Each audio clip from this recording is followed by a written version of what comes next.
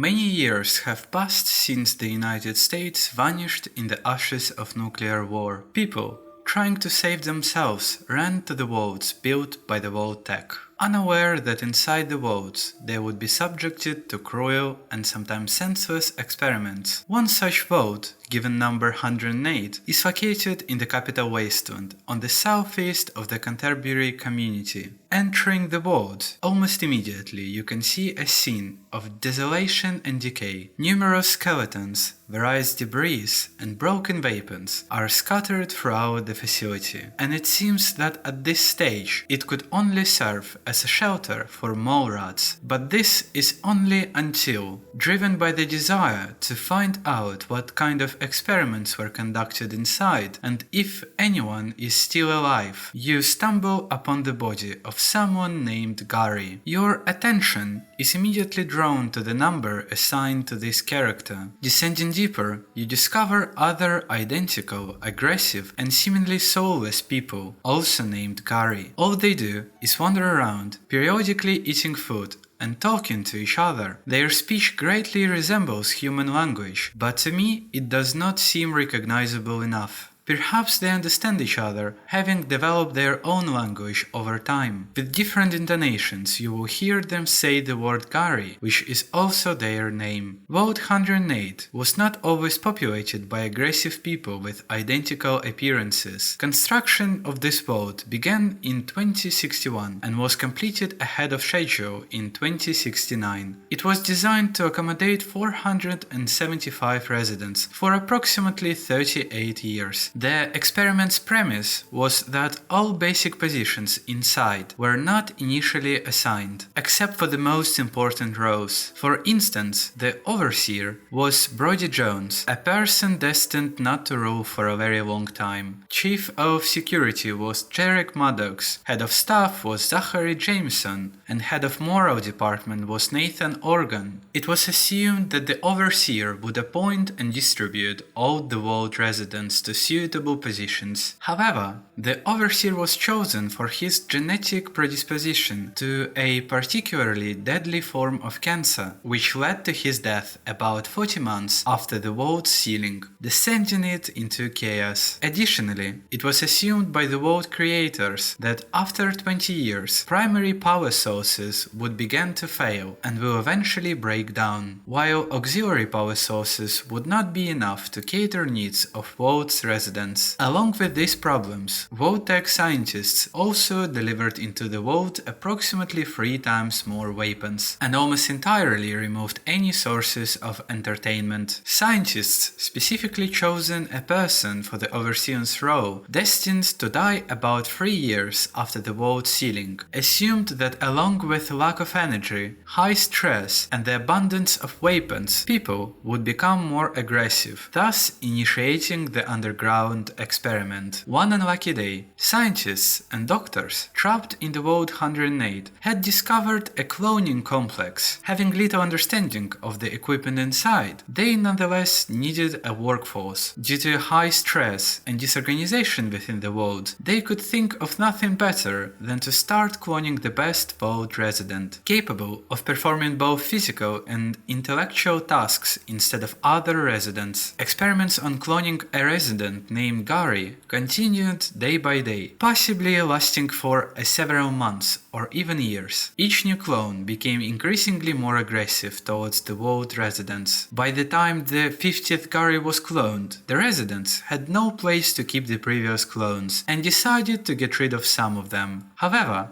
the 54th Gary displayed unexpected brutality even compared to other Garys by attacking Dr. Peterson, after which all Garys were confined to one room, deciding what to do with them in the future. It is likely that by this point the main generators of the vault had failed, and at that moment the door that held the angry Gary clones away from other vault residents was opened, releasing all of the Garys. The clones flooded the vault and reached the ammunition room, gradually and systematically eliminating all non-Gary residents. It is quite possible that even original Gary was eliminated by his clones. When all vault residents, except the clones, were exterminated, the clones seemed eternally trapped inside. After 38 years of the vault's closure, the door that protected the wasteland from the brutal clones opened, allowing outsiders to enter the facility. Many raiders, farmers and merchants possibly found their end inside, as evidenced by the body of a settler in one of the vault's rooms. The body is missing some limbs, and I speculate that without a food source, Garis are quite capable of eating the bodies of people who were unfortunate enough to encounter them. It is also possible that the clone near the body, in the medical section, is studying its anatomy, trying to understand the human body structure, with the aim of continuing the experiments on cloning Garis. Having been isolated from the outside world for a very long time, they seemingly invented an analog of a language consisting of their own name. With different intonations and seemingly meaningful, they say Gari. It looks like Garis and their language are at a rudimentary development level. Because if they were conscious, they would have founded a settlement a long time ago, possibly even creating the Republic of Gari, similar to the Republic of Dave. But in 200 years since they inhabited the world, little has changed. It remains unexplained why the clones have not aged or died over such long time. Perhaps during the experiment, a mistake that protected clones from having high intelligence endowed them with the ability not to age, essentially turning them into ghouls, who nevertheless did not turn into zombies. Despite their longevity, they can still be exterminated by the lone wanderer and are not invulnerable. After the vault's door was opened, some Garis may have left the vault in search of something to help the clones to create a civilization. Unfortunately or fortunately, there is no evidence of this, except that at the time of visiting Vault 108, only 13 living Gari clones are present. What you can discover exploring the capital wasteland is that Gari number 23 was kidnapped by outcast defender Moril during one of the raids. To pacify his aggression, Gari 23 was given drugs and taken to one of the outcasts' outposts. The outcasts wanted to get the Pip-Boy that the clone wore on his arm and tried to convince him to give them the Pip-Boy. After numerous attempts to persuade him and remove the Pip-Boy, the clone only said Gari and displayed aggression. Specialist Olin, seeing no other way during one of the interrogations, tried to remove the Pip-Boy from Gari 23 using a circular saw. The clone lost his arm and died from shock and blood loss, and the Pip-Boy became unusable due to loss of sealing.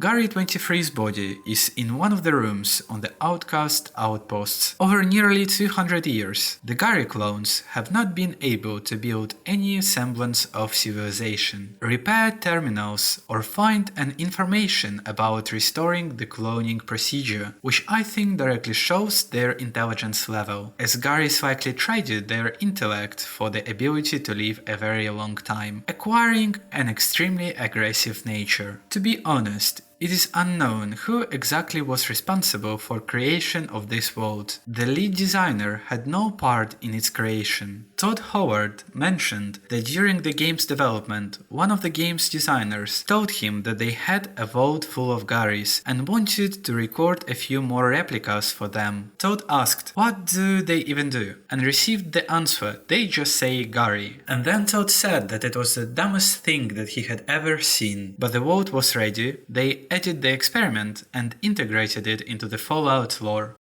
And that's all for now. I hope you enjoyed this video and will leave your comment, like and subscribe to the channel and hit the bell button.